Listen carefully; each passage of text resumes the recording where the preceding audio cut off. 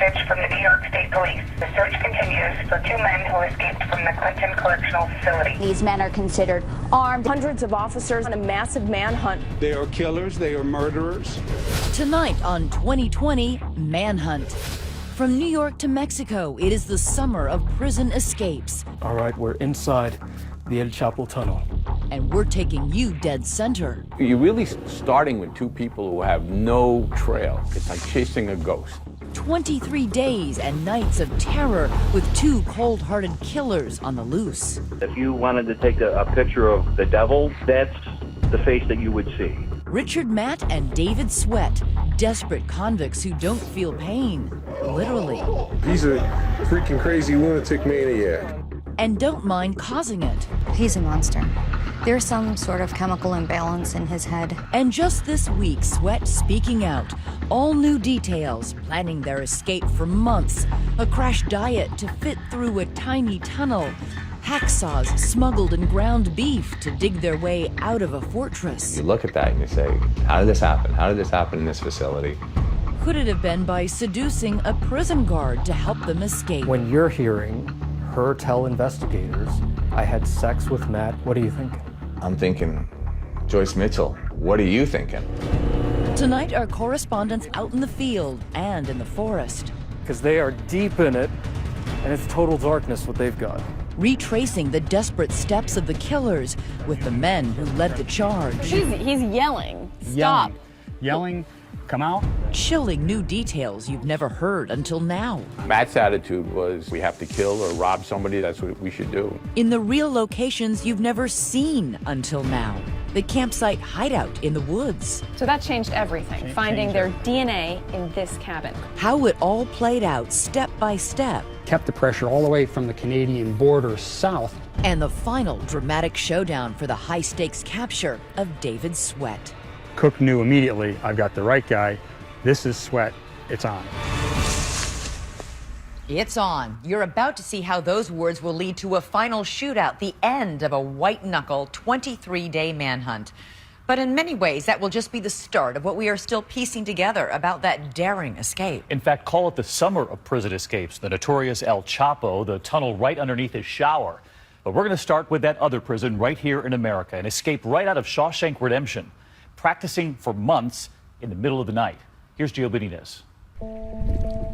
It's the first June weekend in the scenic Adirondacks region of New York, a summer playground. But this relaxing Saturday is about to become an overtime workday for Major Charles Guest of the New York State Police. I was sound asleep. I got a phone call at about 6:06 a.m. Guest heads to Dannemora, a one-horse town whose lifeblood is one mammoth building, the hulking Clinton Correctional Facility. Outside, 5,000 residents. Inside, 3,000 prisoners. And overnight, that population has just been lowered by 2. They had 2 unaccounted for inmates at this point, which is a problem in and of itself. A total breach had been made of the perimeter, so we knew that the unaccounted for prisoners had become 2 escapees at large. Finding the men will be Major Guess's problem. Keeping the local community safe, that's the job of Clinton County Sheriff David Favre. Didn't believe it, though. Really? No. My response to the text was, this isn't funny on a Saturday morning. It's no joke. 2 convicted murderers have escaped from Clinton, a legendary prison where the worst of the worst are dispatched. I'm not doing time. In the past, there were the likes of notorious gangster Lucky Luciano, seen here portrayed in Boardwalk Empire. Let him spill the beans. And until a few hours ago, there were 2 modern-day depraved criminals, Richard Matt, who murdered and mutilated his former boss, and David Sweat, a heartless cop killer. Governor Andrew Cuomo rushes to the scene, worried nobody's busted out of Clinton in 100 years. Officials show the governor the trail of the escape. It was elaborate, it was sophisticated, it encompassed drilling through steel walls and steel pipes, so this was not easily accomplished. We now know the breakout has been months in the making. Way back in January, David Sweat makes a New Year's resolution to relocate. He begins sawing through the walls of his cell using a smuggled hacksaw blade. All they used was the hacksaw blades to get out, so that would make sense on the length of time that it took them to do it. By February, he has methodically cut through the steel wall of his cell, 3/8 of an inch thick, and continues carving through the wall of his next-door neighbor, too, Richard Matt. Were they clean holes? They were. There's an air duct vent in each of these cells. They cut out around the air duct, removed it, and they're large enough for a person the size of Matt or Sweat to get through. And so behind those cells, there's some sort of corridor, right? A catwalk. Yeah, it's a catwalk that goes through the length of the back of the cells, and there are 4 different tiers. Night after night, after guards finish bed checks, Sweat freely wanders those catwalks, descending into the bowels of the prison. He finds a hammer a workman left behind and uses it to knock through a brick wall, discovering on the other side a 24-inch heating pipe which leads underneath the 30-foot prison wall. The plan? Open the pipe and crawl to freedom, just like Tim Robbins' character in The Shawshank Redemption. Sweat and Matt joke that though it took Robbins 20 years in the movie, they will only need 10. As it turns out, it will be far less. Sweat was down there multiple nights. And he did most of the work. And they cut through the pipes. They were just persistent. And fastidious, too. A fan hooked up to electricity in the tunnel keeps him from getting too sweaty. A second set of clothes from getting too dusty while cutting through that heating pipe. By May, as the weather warms, the blistering steam is shut off. Meanwhile, the stocky Matt goes on a crash diet, so he's skinny enough to slither through their escape route. To get through the pipe, which was less than 2 feet in diameter, and to get through the wall that they broke, he had to lose weight. And even then, Sweat says he had difficulty getting through. By that night in June, it's all systems go. They execute their plan to perfection. They come out of the pipe near a manhole cover and emerge on the street a block from the prison. They leave behind a twisted calling card, this tiny note. Have a nice day. And there's that taunting message they left behind. Have a nice day. It's an insult, obviously, to us. And where will the killers go? The prison is located in the densely wooded, extreme northeast corner of New York State. The Canadian border is less than 20 miles away. Vermont is a short boat ride across Lake Champlain. As Sheriff Favreau drives through town, things are still quiet. You're in a residential area, a lot of homes very close together. Most of these people right here worked at the prison, people totally unsuspected, and preparing for a beautiful weekend, not really knowing what was going on. But now the word starts spreading, automated phone calls throughout the area. This is an important message from the New York State Police. The search continues for 2 men who escaped from the Clinton Correctional Facility. Police are reminding residents in the area to remain on alert. Hundreds of officers now on a massive manhunt. The search heating up. The 2 are still on the loose. Remain at large. Armed and dangerous. They are very dangerous. As people hear the news, amazement turns to fear. I almost vomited. That's how scared I am. We have a bunch of property back here with some woods, and it just freaks me out that they could be running around back there. But for one employee of the prison, a woman named Joyce Mitchell, there was a special kind of fear. You'll see why very soon. We're leaving no stone unturned. They could be literally anywhere. As the search goes into high gear, Major Guest is in command. My goal was to assemble literally the best team to assist me in our overarching objective of capturing these guys and returning them to the facility. Investigators are searching these dense woods by ground and by air, launching helicopters to get that critical bird's eye view, all to find those prisoners. But the bad guys have a head start in those very thick woods. 6 or 7 hours, they could be on New Jersey, getting near Virginia. They could be way out west. Stay with your partner, 2-man team. And make no mistake, Richard Matt is the devil. These are very, very bad guys. Extremely violent. Who is David Sweat? Is he a monster? Yes. It's a very dangerous situation. Stay with us.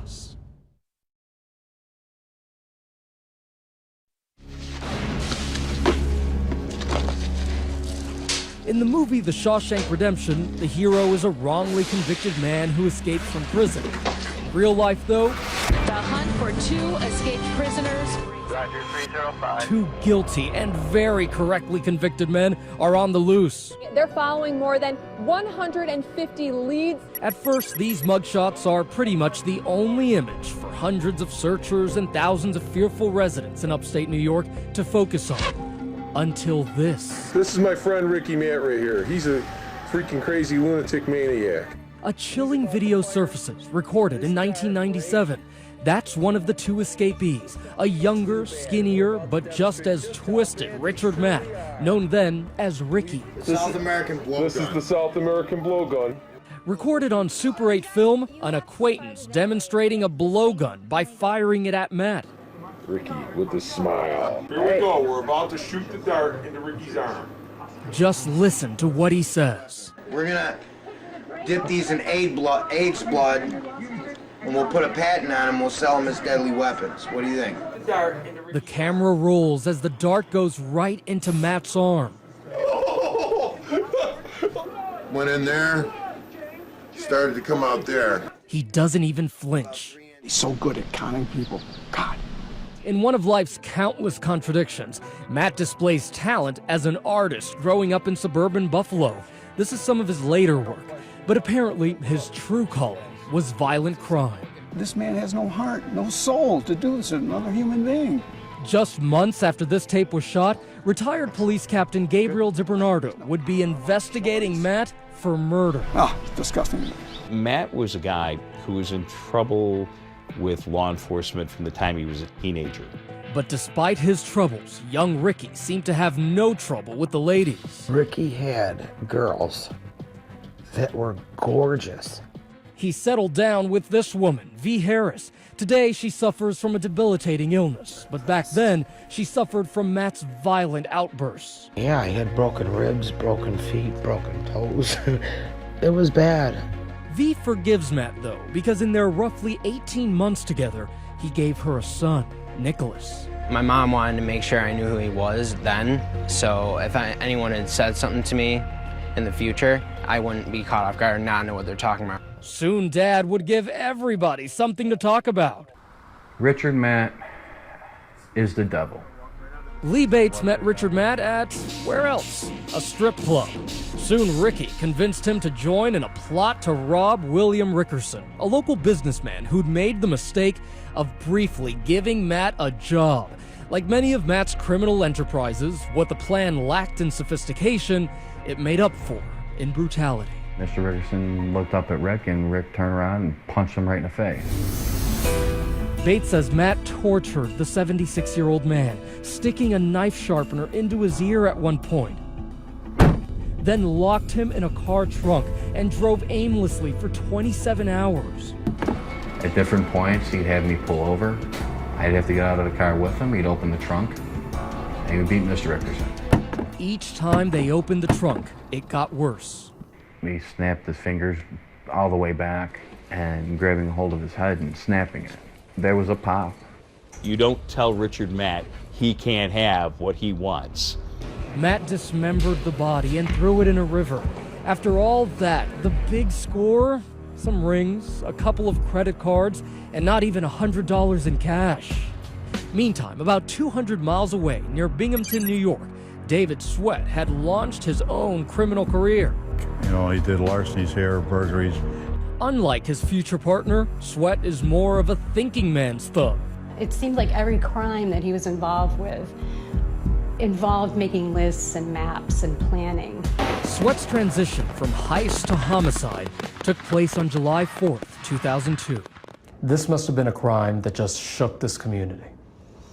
It did, because it was so brutal. Sweat and his cousin steal some firearms and pull into this parking lot to move the stolen weapons from one car to another.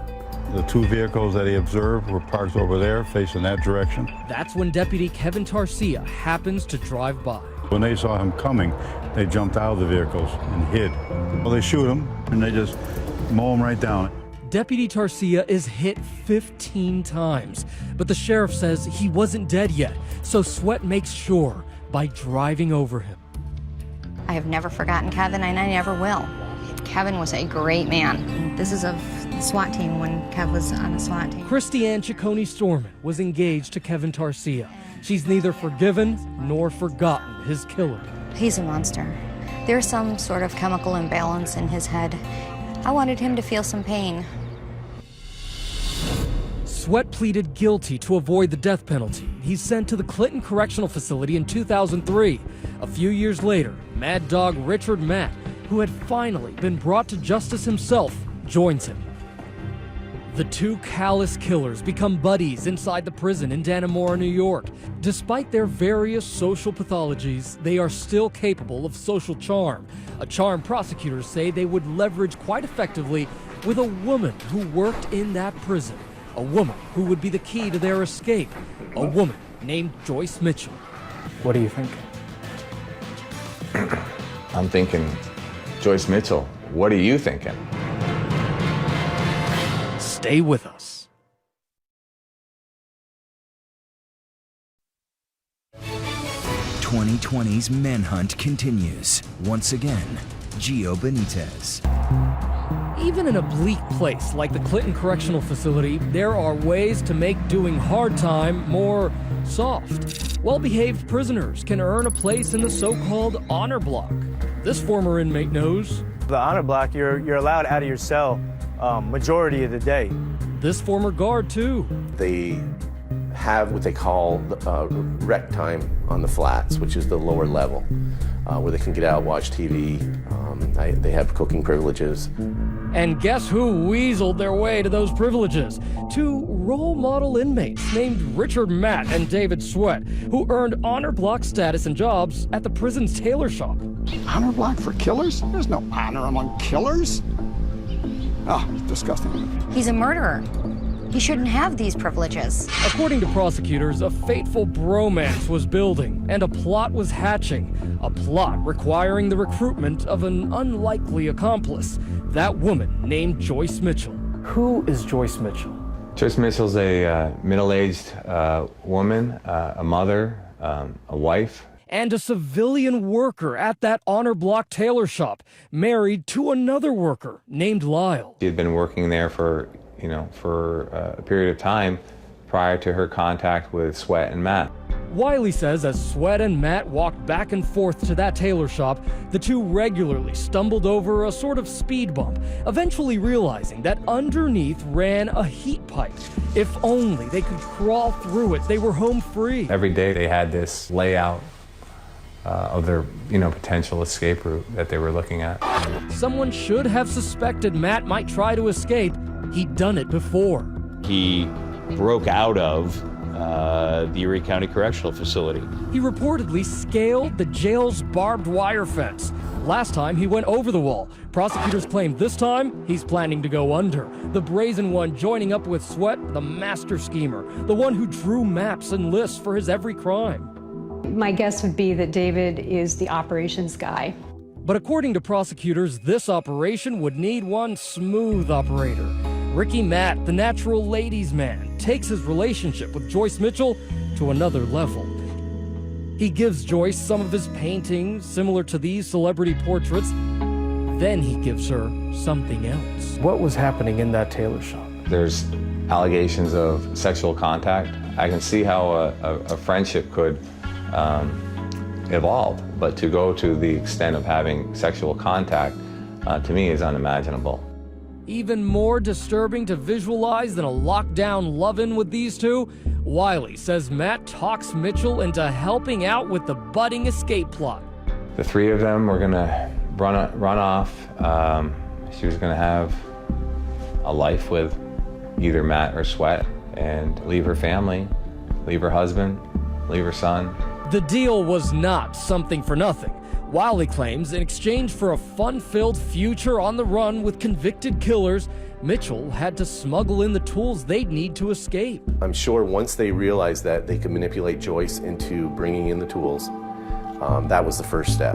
What did she give them? Hacksaw blades, drill bits, a punch tool, a couple pairs of eyeglasses that have lights on them. She later then provided batteries for those lights. But Wiley claims she had help, a guard on their unit named Gene Palmer, who brought ground beef to the prisoners with the critical saw blades hidden inside. He was a cool officer, down to earth. I don't think he had any knowledge about what was in that meat. Palmer says he had no idea, but admits he cut corners other times, helping Matt and Sweat in exchange for inside information on other prisoners. Now, properly equipped, Wiley says Sweat begins gnawing through the walls of Clinton Prison like a rat through rope. After months of nocturnal labor, it's Friday, June 5th. In the tailor shop that day, Matt allegedly tells Joyce the time has come. Told Joyce, this is the day we're breaking out. Meet us at the power plant at midnight. Wiley says Matt gives her pills to sedate her husband Lyle so she can make her getaway. According to Wiley, about 10:30 that night, bed check. The inmates are all present and accounted for. Lights go off. No one has ever escaped from Alcatraz. But it's the oldest inmate trick in the book, stuffing the bed to make it appear they're sleeping. You'd think guards would have seen countless movies like Escape from Alcatraz. But according to prosecutors, the trick works, and one of the most daring escapes from prison ever attempted is underway. And off they go, sliding past their cell walls, running down the catwalks, squeezing through the holes they'd carved in the wall and into the pipes, slithering 400 feet under the wall and emerging up via that manhole at about 11:45. Joyce is supposed to meet them in a getaway car, but the perfect plot hits its first snag. She doesn't show up. Prosecutors guess her conscience has compelled her to back out. They had total faith that she was going to pick him up at the manhole at midnight. And when she got cold feet and didn't show up, they had to regroup. They had no plan. Just then, these two neighborhood residents are pulling up to their house on the block. And what do you see? We see a couple of guys walking across the road into my backyard. So I go look at him and I see him. I ask him, "What the hell are you doing in my yard?" He was like, "Sorry, I didn't know where I was. I'm on the wrong street." It's all falling apart. According to prosecutors, true to form, Matt starts to freak out, but Sweat stays level-headed and convinces Matt to follow him into the woods. They duck into the darkness and disappear. I had a horrible feeling the whole time. They had absolutely nothing to lose. 2 confirmed killers with at least 3 bodies between them. In the meantime, Joyce checks into a local hospital, suffering from a panic attack. So let's go 4, 3, 2, 1. The next morning, as the news breaks, Major Guess organizes the massive manhunt. 1,600 members of law enforcement from 11 different agencies all over the country. In the air, high-tech gadgetry. On the ground, old-fashioned house-to-house searching. You had to keep it in perspective so that you didn't become overwhelmed by the enormity of the task at hand. The terrain is daunting, acre after acre of thick, deep woods. And this is nothing. No, this is an easier part of the terrain compared to what they've actually had to go through. You could run into a bear's den any place. You could run into multiple wild animals. Bad weather rolls in, along with an avalanche of leads. Cops are chasing more than 2,500 false alarms and reported sightings from Canada to Mexico. But what really concerns Sheriff Favreau is this. So this is it. This is what you found in the house. What if the killers were to stumble into a cache of weapons? 28 long arms, over a dozen knives, and 2 boxes of ammunition. The woods are dotted with unlocked hunting cabins, almost all fully stocked with every provision a runaway killer might want. Food, clothing, and guns. Lots of guns. That would have been our biggest nightmare. As the search goes into high gear, so does the investigation into the escape. From the start, officials felt it was obvious that someone on the inside helped the 2 jailbirds fly away. They needed power tools to accomplish this. How did they get the power tools? From who? And it's not long before prosecutors have uncovered what they call Joyce Mitchell's interesting approach to inmate relations. Prison officials looked into whether Mitchell had a relationship with David Sweat. Headline writers are having a field day. Shaw Skank redemption. There's the allegations of illicit sex and early reports that Sweat and Matt may have planned to kill Joyce's husband, Lyle. What do you make of the reports that she was trying to have you killed? As the saga stretches from days to weeks, Joyce Mitchell and Gene Palmer are both arrested. Joyce Mitchell's attorney entered a not guilty plea. And while they deny all charges, the irony is profound. The two prison workers are facing time themselves, and the two prisoners remain as free as the wind. Stay with us. When Manhunt returns, for the first time on camera, the unlocked cabin where the hunt heats up. And you're just trying to flush them out. And how a bottle of booze and a single cough in the woods blow their cover. Next. "2020 continues with Manhunt. Here now, Lindsay Janis. After 15 frustrating days of false leads and dead ends, state police have nothing but egg on their face in their quest to bring Richard Matt and David Sweat to justice. Really rocky. But now, a huge break in the case, and it happens near the tiny hamlet of Owl's Head, at a location so remote we had to travel by ATV to reach it. There it is. At the end of the trail, one of those Adirondack hunting cabins that are often left unlocked and stocked with food, supplies, even booze. Manna from heaven for an escaped con on the lam. Owner John Stockwell and his black lab Dolly were checking up on the cabin when they saw signs of unwanted activity. And challenged any of the occupants by saying, who's in there? You better come out. Who's in there? You need to come out now. Whoever was on the back deck fled down the bank, and he could tell that because he could hear the crashing through the brush. Inside, Stockwell finds more signs that something's amiss.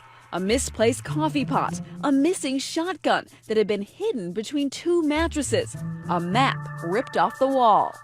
Stockwell quickly alerts authorities, who find more evidence that Sweat is the careful criminal and Matt the wild card. Sweat had wanted to leave. Matt's position was no sense in leaving just yet. And if somebody intrudes upon our occupancy at the cabin, you know, frankly, we're ready to deal with them. We now have a shotgun. Yep, we could kill them. We could take them hostage. Sweat prevailed with the logic of let's get out of here.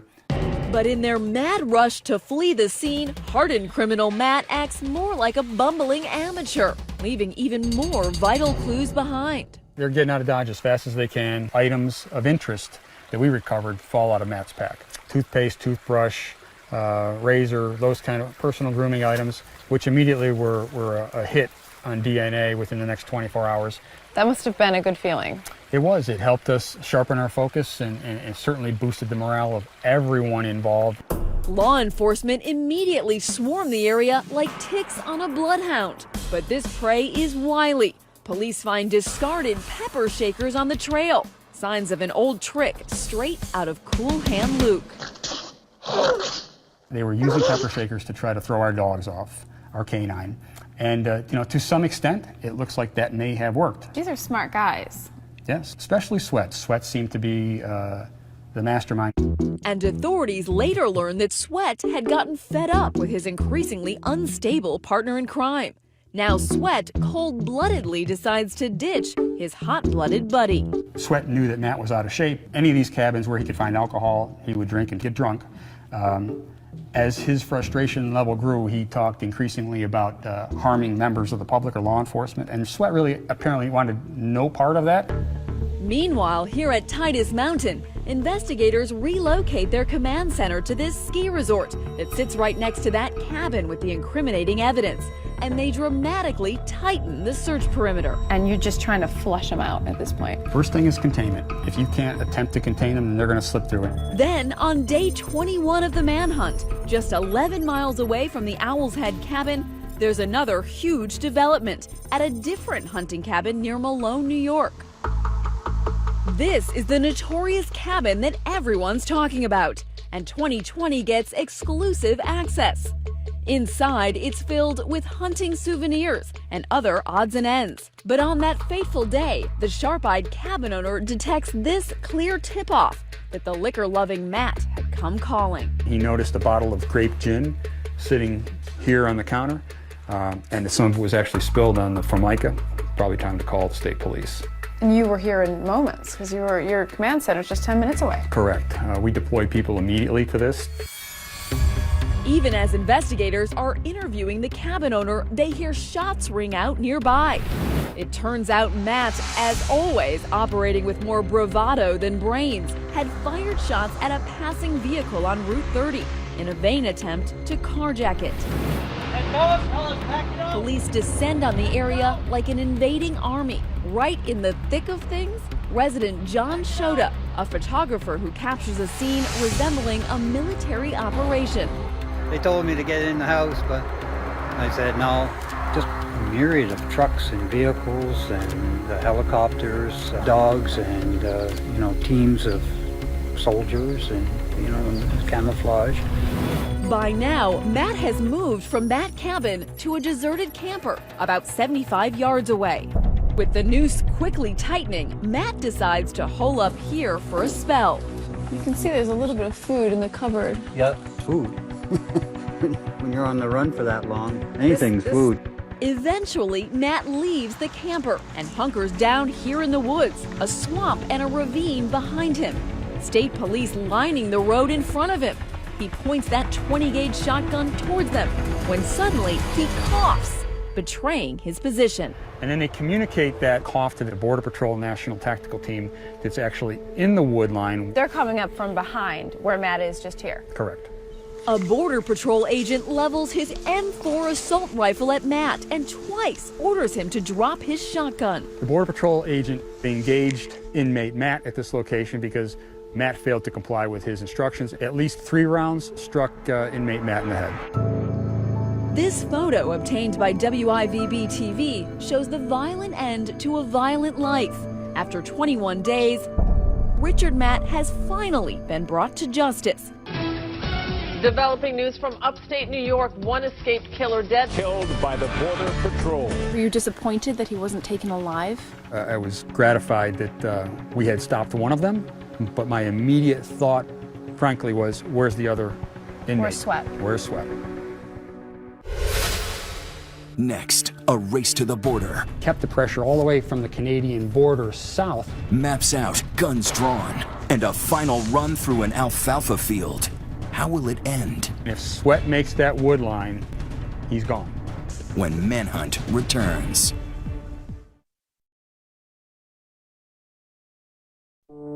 Day 21. 3 shots ring out in the woods.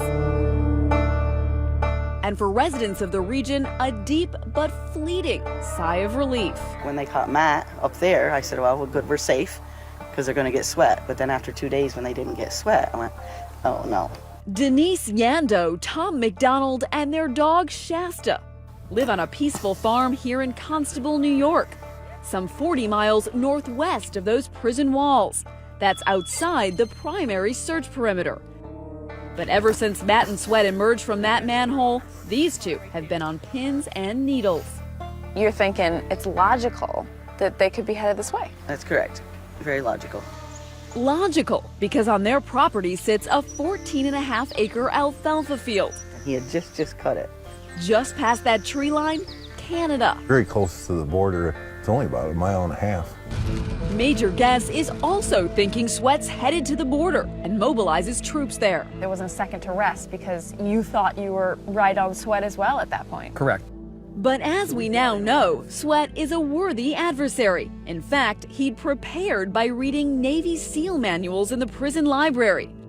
Now equipped with supplies from those hunting cabins, He had granola bars, he had Pop-Tarts, he had water. he's traveling at night, avoiding locals, surviving in the wilderness, even shaving his face so he looks different than this police sketch.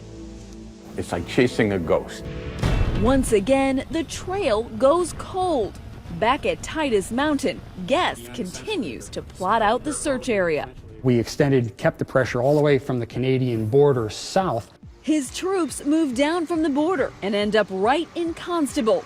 And Major Guess had guessed correctly. Sweat was there too. At one point, hiding in a hunting stand like this one, in a tree above them.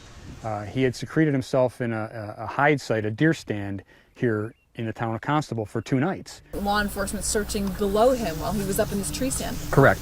Day 23. A squad car cruises past Bob and Denise's farmstead. So Sergeant Cook is driving along this road. As he's doing his job patrolling down the Coveytown Road here, behind us, Sergeant Jay Cook, a local trooper out on patrol, spots someone on the road. He sees Sweat right about here. he does, right here. Sweat had essentially slipped through that first perimeter. I know it was a loose perimeter, but he was a mile and a half from Canada. Yes. But this crafty con got lazy.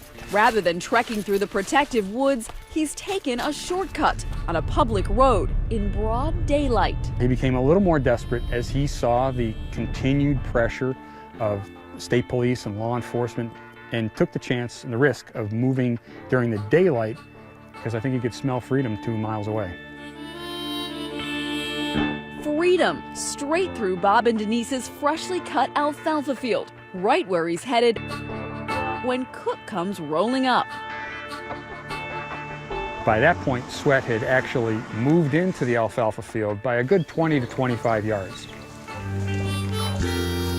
Sergeant Cook engages in conversation, says, "Hey, stop." And Sweat says, "No, I'm good." Sweat kind of did a hand motion like this, framing his face as if to say, "What? It's not me," you know, kind of like an unsolicited denial. But Sweat was clean shaven at this point. Correct. So he actually thought he could get away with it. And I think that's exactly why he made the facial gesture that he made, like, "No, you got the wrong guy." But Cook knew immediately, "I've got the right guy. This is Sweat. It's on."